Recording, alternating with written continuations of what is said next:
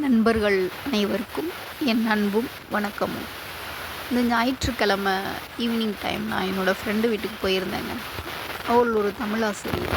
அவளுக்கு ஒரு பெண் குழந்தை 8ஆம் வகுப்பு படிக்கிறாள். அவளுடைய பெயர் இனியா. பெயரை போலவே ரொம்ப இனிமையான பெண் குழந்தைங்க அவள். நான் போனப்போ அவளுக்கும் அவங்க அம்மாவுக்கும் ஒரு ஆர்கியூமெண்ட் நடந்துட்டு இருந்தது. அட போமா, நல்லா வளர்த்து விட்ருக்குற, கொண்டு போனேன், எனக்கு ஒரு பீஸ் கூட இல்லாமல் எல்லாத்தையுமே எடுத்துட்டாங்க, வெறும் முள்ளை மட்டும்தான் சாப்பிட்டேன் நான் அப்படின்னு சொல்லி செல்ல சண்டை போட்டுட்டு இருந்தாங்க.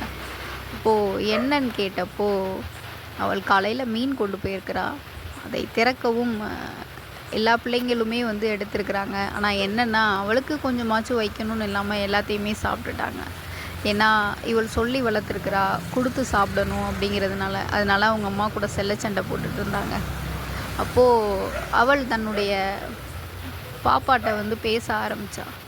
பாப்பா, ஆள்வதற்கு ரொம்ப பெரிய ராஜ்யம் இருந்தும், சுகமாக வாழ்வதற்கு வசதி இருந்தும், மன்னனானா போர் செய்யணும், மற்றவங்கள கொல்லணுங்கிறதுனால எல்லாத்தையும் துறந்து அன்பின் காரணமாக துறவு வாழ்க்கைக்கு வந்தார் இல்லையா புத்தர்.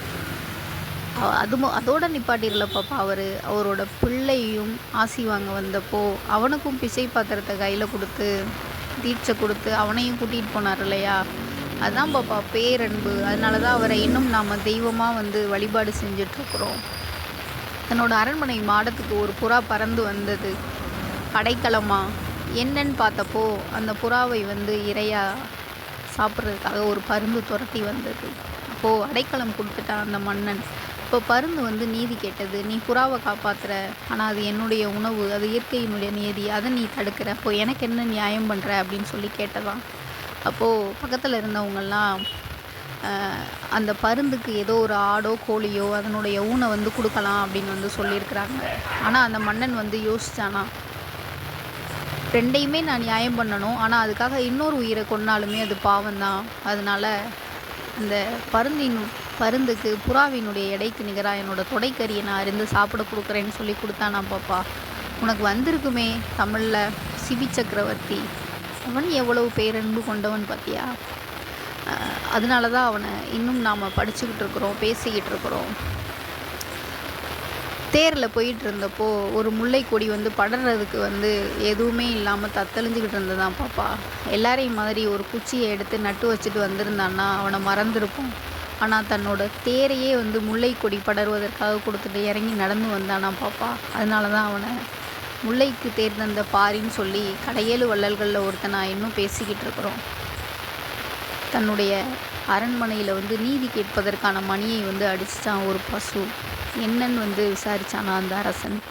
உங்களுடைய மகன் வீதி விடங்கனுடைய தேர்காலில் அந்த பசுவினுடைய கன்று விழுந்து இறந்துருச்சு, அதனால தான் பசு இங்கே நீதி கேட்குதுன்னு சொன்னாங்களாம்.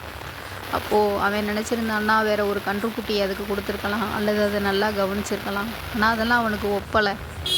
அது எவ்வளோ கஷ்டப்படுதோ அதே கஷ்டம் நானும் படணும்னு சொல்லி தன்னோட மகன் வீதி விடங்கனையும் தேர்காலில் போட்டு கொன்னானா பாப்பா மனுநீதி சோழன்.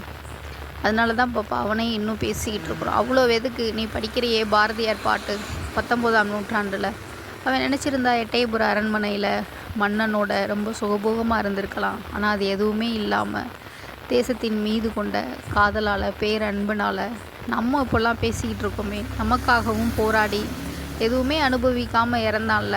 அவன் வாழ்ந்தப்போ அவனை என்ன சொன்னாங்க, கிறுக்கேன் பைத்தியக்காரன்னு சொல்லியிருப்பாங்க அப்படின்னு சொல்லிக்கிட்டு இருந்தாங்க. நீ ரொம்ப அப்போது இனியா சொன்னா, நீ ரொம்ப நல்லவம்மா, ஆனால் உன்னை வெளியில் எல்லோரும் பூமர்னு சொல்கிறாங்கம்மா, எனக்கு ரொம்ப கஷ்டமாக இருக்குது. நீ சொன்னதெல்லாம் உண்மைதான், ஆனால் நீ யோசித்து பாரேன், நீ சொன்ன ஆட்கள்லாம் வாழ்ந்துக்கிட்டு இருந்தப்போ அவங்க செஞ்ச இந்த செயலை பார்த்து மற்றவங்க அவங்கள என்ன சொல்லியிருப்பாங்க, கிறுக்கேன் பைத்தியக்காரன்னு சொல்லியிருப்பாங்க.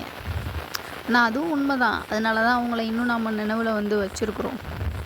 ஆனால் ஒன்றுமா, பேரன்போடு இருக்கணும் அப்படின்னு நீ சொல்கிற, ஆனால் பேரன்போடு இருக்கணும் அப்படின்னா இந்நேரமும் முள்ளுலையே இருக்கணும், முள்ளை தாங்கம்மா சாப்பிட்டுட்டு இருக்கணும். பேரன்பாக இருக்கிறதுக்கு முள்ளை சாப்பிட்டு வாழ்கிறதுக்கு பழகிக்கணுமா அப்படின்னு ஒரு வார்த்தை சொன்னாங்க. நானும் அதை சொல்லி பார்த்தேன், பேரன்பு முட்களை சுவைக்கும் அப்படின்னு. இனியா சொன்னதை நான் யோசிச்சுக்கிட்டே இருக்கேங்க. நீங்களும் யோசிப்பீங்கன்னு நினைக்கிறேன். இறைவியுடன் இணைந்து பயணியுங்கள். நன்றி, வணக்கம்.